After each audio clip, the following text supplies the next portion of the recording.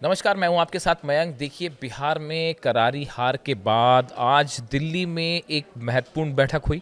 इस बैठक में मल्लिकार्जुन खड़गे शामिल थे, राहुल गांधी शामिल थे और कांग्रेस के सभी वरिष्ठ नेता शामिल थे। इस बैठक के बाद बताया जाता है, इस बैठक के बीच से राहुल गांधी ने तेजस्वी यादव को फ़ोन किया पटना में। तेजस्वी और राहुल के बीच कल की हार को लेकर बड़ी चर्चा हुई और क्यों हार हुई इसको लेकर चर्चा हुई है।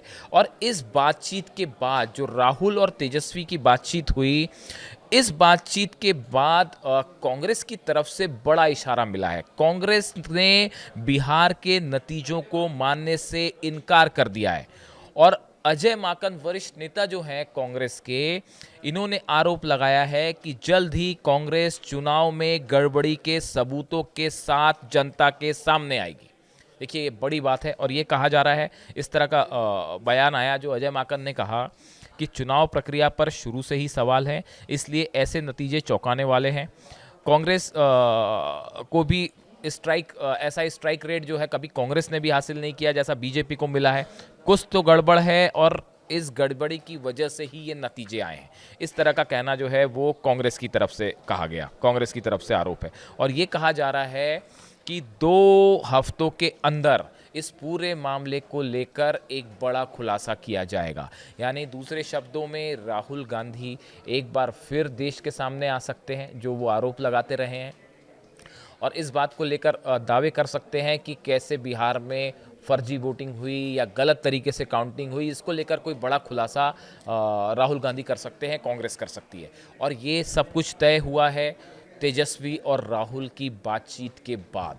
यानी क्या ये माना जाए कि राहुल और तेजस्वी एक साथ प्रेस कॉन्फ्रेंस करके बिहार के चुनाव को लेकर कुछ सनसनीखेज दावा करने वाले हैं, जैसा कि इशारा कांग्रेस की तरफ से किया जा रहा है। देखिए, राहुल गांधी ने शुक्रवार को इस जो परिणाम आए थे इसको सोशल मीडिया पर आश्चर्यजनक करार किया था। उन्होंने जो वर्ड इस्तेमाल किया था वो था आश्चर्यजनक।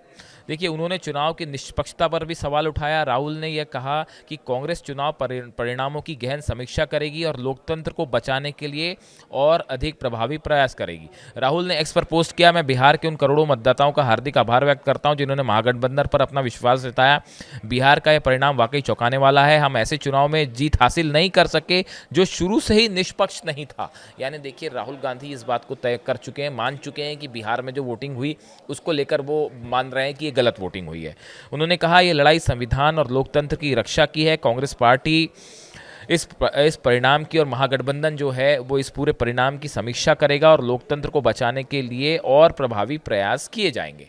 अब इसके बाद से अजय माकन हो या जो भी बड़े नेता हो, खड़गे हो, इनकी तरफ से ये बात कही जा रही है कि जल्द ही कांग्रेस इस बात के सबूत पेश करेगी कि कैसे बिहार में धांधली हुई है। ये कांग्रेस का आरोप है।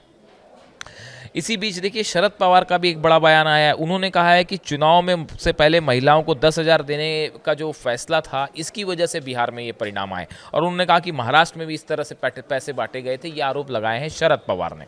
अब देखिए, इसके बाद एक प्रकार का एक दावा और हो रहा है, इस तरह की सुगबुगाहट है कि जैसे G23 एक ऐसे कांग्रेस के भीतर वरिष्ठ नेताओं का एक ग्रुप बन गया था जिसको लेकर एक कयास लगाए जा रहे थे कि कांग्रेस से अलग हो सकते हैं। अब इस तरह की बातें फिर से हो रही हैं और कई बड़े नेताओं के उसमें जो है वो नाम सामने आ रहे हैं।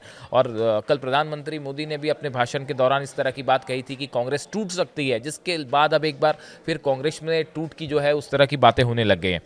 लेकिन देखिए, जिस तरह की बात आज कांग्रेस की तरफ से कही गई, उसके बाद ऐसा लगता है कि तेजस्वी से राहुल की मुलाकात के बाद कुछ बड़ा बात तय हुई है और हो सकता है कि जल्द ही आप एक कोई बड़ा ऐलान देखें कांग्रेस की तरफ से, तेजस्वी की तरफ से या दोनों की तरफ से मिलके, जो बिहार में फर्जी वोटिंग को लेकर कुछ खुलासे कर सकता है या कुछ सबूत रखने की बात कर सकता है। हम आपको सुनाते हैं कांग्रेस के नेताओं ने क्या कहा।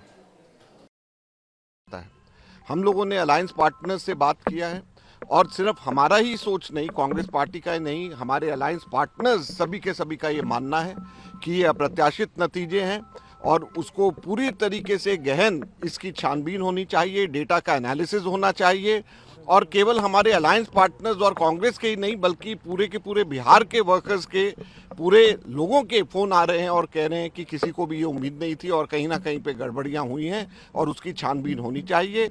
हमारे लोग पूरे के पूरे डेटा को इकट्ठा कर रहे हैं, फॉर्म 17C को हम लोग देखेंगे, पूरे के पूरे वोटर्स लिस्ट को देखेंगे और फिर उसके साथ में हम लोग तथ्यों के साथ और आंकड़ों के साथ में वापस आपके बीच में आएंगे। And we are doing a thorough analysis. We are collecting the data. We are doing a thorough analysis. Within 1 or 2 weeks, we will come with the concrete proofs. Because this process of electioneering is completely questionable. This is not, continuously we are talking about this process of electioneering. Election Commission is totally one-sided. Whatever they are doing, there is no transparency at all. This process is questionable. Anyway, we are going to collect the data from everywhere and every entire Bihar. Then we will come with the facts. That's all. का जो बंटवारा किया इसका ये result है। Inter election में inter union communist उनको 10,000 रुपये डिस्ट्रीब्यूट करना चुनाव से पहले ये एक तरह का करप्शन है और वो वहाँ सरकार ने किया है। इसका रिजल्ट उनको मिला है।